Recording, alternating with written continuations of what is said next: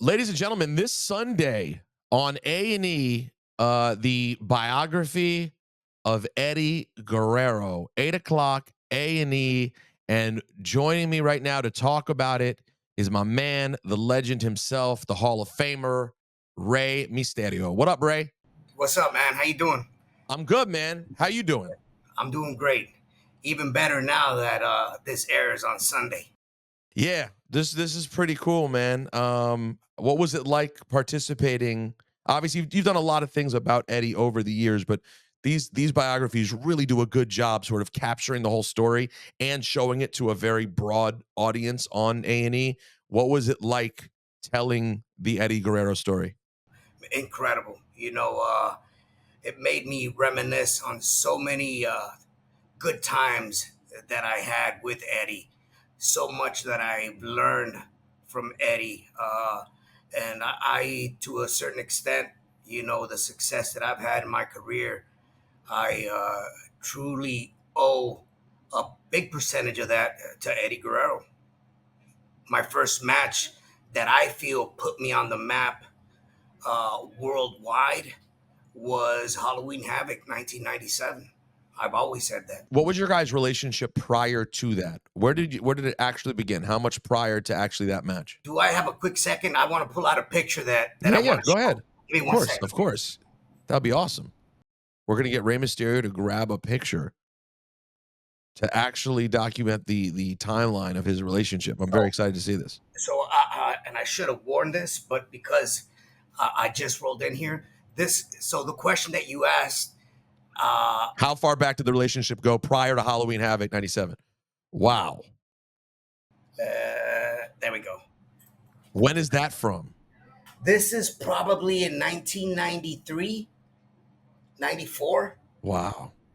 This is in AAA in Mexico.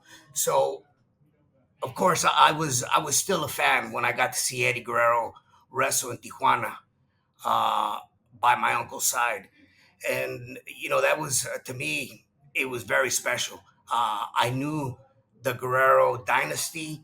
Um, the Guerrero name itself has a big meaning in lucha libre. So to be able to see Eddie Guerrero for the first time, and then wrestle against his brother once I became a wrestler, before I even stepped in the ring with Eddie, wrestling against Mando Guerrero was such a cool feeling, man. I was still a kid, I was learning as I moved along, but when I left Mexico for the first time in '92, that's where I got to step in the ring with Eddie for the first time. So it was roughly where this picture came from in AAA back in Mexico. How good was Eddie at that time? Oh my God, incredible! Uh, Eddie's never Eddie's career never slowed down. In my eyes, he always grew as a person. Uh, Not to mention the growth that we had behind the cameras, backstage in the locker room, the bond that we had, our growth as friendship, became, like a brothership. But Eddie was always on top of his game, incredible. One of the things that makes him so fascinating to me is Eddie Guerrero. I put him in the category, a very rare category with Macho Man. They check all these boxes. Great on the mic, great in the ring. Can work as a good guy, can work as a bad guy. Can have matches with a big guy, can have matches with a small guy. There are not many people who can check all of those things. It's really, if you rack your brain, you won't find that many people who can do every single side of it that well. And that was Eddie, man. He did it as a cruiserweight and he did it as a world champion and was believable as both. Yeah, I really enjoyed watching his growth, as the years passed. Like you said, to be able to work with him in the cruiserweight division, and like you said, worked heel, worked babyface. But on top of that, wrestling with someone like me, being in the right position making my stuff, what I do in the ring, look 10 times better. Just his position. That's something maybe a lot of fans probably won't understand. Um, but I do, and I respect that, and I truly value that to 100, because he made my work look 10 times better, and I enjoyed that. But speaking about his growth, to be able to see that, and then him adapting into this character that he became during his last years was beautiful. And we talk about greatness. That's the development of greatness. And it's interesting. And then of course you go on your run afterwards. And I never thought about this, and you may tell me you disagree. Um, but when you think about it, your Royal Rumble win was so much about Eddie that it's almost like even from the beyond, he impacted you and gave to you again, because your character almost grew because of your connection to Eddie. You became the guy who carried the legacy of this giant, and that just added to the Rey Mysterio character. I understand my work. I understand my position in the company back then and now. But I truly feel that that opportunity wouldn't have came to me, at least during that time. Perhaps later down the road, we really will never know. But the fact that I had a connection with Eddie so deep, and we were feuding at the time. I mean, but the connection was much stronger as a unity than facing against each other. But again, I truly believe that if Eddie wouldn't have passed, that opportunity truly don't feel like it would have came to me. That really just yeah, that just crossed my mind right now when I was thinking about that. And you also, what trust you must have had, what a sentiment about your friendship to have trusted him in the spots with Dominic. Oh, Um, and I've talked to Dominic about this as well, and what that match was like. What a crazy big deal it was back in Washington D.C. some yeah, 20 years ago now. But incredible. I can't imagine the kind of trust you had in Eddie to have him. He's screaming at your kid, your little kid in the ring. He's running up on him. He's doing all this stuff, and obviously, as it turned out, Dom turned out to be a bit of a natural. But who knew at the time, right? That must have been just that. That's just such a testament to your friendship. It was such a cool moment, such a cool phase of our lives, I should say, because not only mine, I know, even though Dom was young, you know, to be able to be in that position, and at his age absorb everything that happened, not only that night but the months prior to that, him being part of the story, and the major part of the story, and the connection that he had with Eddie as well. The one thing I I wish it would have happened, and this would have changed the dynamic incredibly. Uh, if Eddie would still be here, and just to see Dom and Eddie, in the ring, that would have been, that's one of those dreams that it's never going to happen. But I wish that would have been a big opportunity for me to just witness. And what fun it would have been as you and Dom have had your story over the last couple of years. Imagine if Dom not only turns on you, but he does it with Eddie. And Oh, he goes back to him and is like, I don't care if you won that match or not. This is my dad. I mean, that would have he's been, this just would have been epic. Just epic. I've had moments where I just overthink scenarios if Eddie would still be here, and my mind just, it goes crazy just thinking about all the things we could have done. You know, Eddie and Dom, with me involved, and it would have been such an incredible time. It's unfortunate that we will never experience that, but maybe in the heavens, when we're all up there, we can do a special match for God.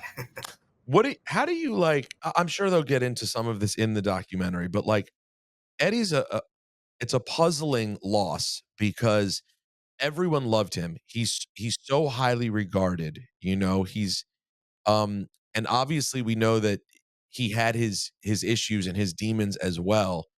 Um, how do you sort of look back at the issues that he dealt with and how it's from my vantage, having not been there and been able to see it, it's sort of hard to understand how this guy who was so successful and so loved also had these other things that he was dealing with. How have you managed to wrap your mind around it in the years since? Uh, I I feel because I've had demons of my own that I've struggled with and that I've had to dealt with and move on. And a lot of that has to do with your strength within yourself and who you're truly fighting for to become that better person. And honestly, for me, it's always been my family. And I know for Eddie, was always for family, you know. But I had an opportunity to be around Eddie before I signed with WWE in 2001, roughly, I believe.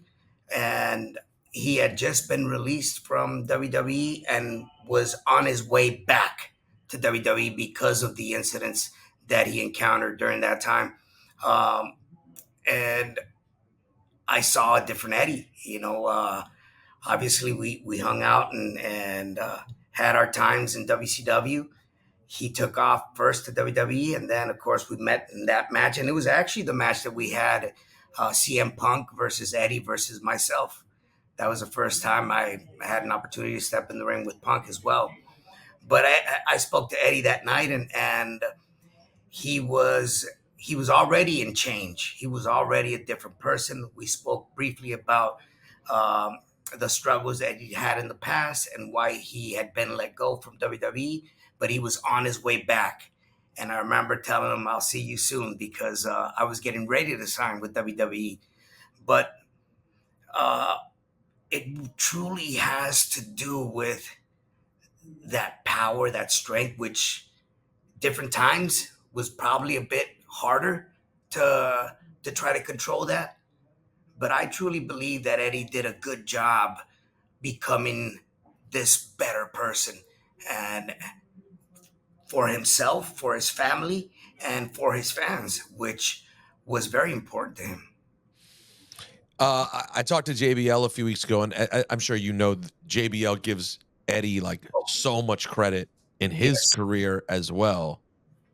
Um, it just seems like there's so many people when you think about the amount of talent that we have right now who will tell you that, you know, he was their favorite, yeah, you know, yeah. to the amount of talent that will say that because of him, they were able to X, Y, and Z. It really does just put him in rarefied air, you know? I feel like he's almost like Eddie's not the biggest mainstream star of all time, like who if you're not a fan, you might not know who Eddie Guerrero is, but I feel like he's the true wrestling fan and wrestler's favorite wrestler. That's would you do you think that's a fair assessment of Eddie's place? 1000%. You know, um, again, I owe a lot of my recognition that I have now to the success I had with Eddie.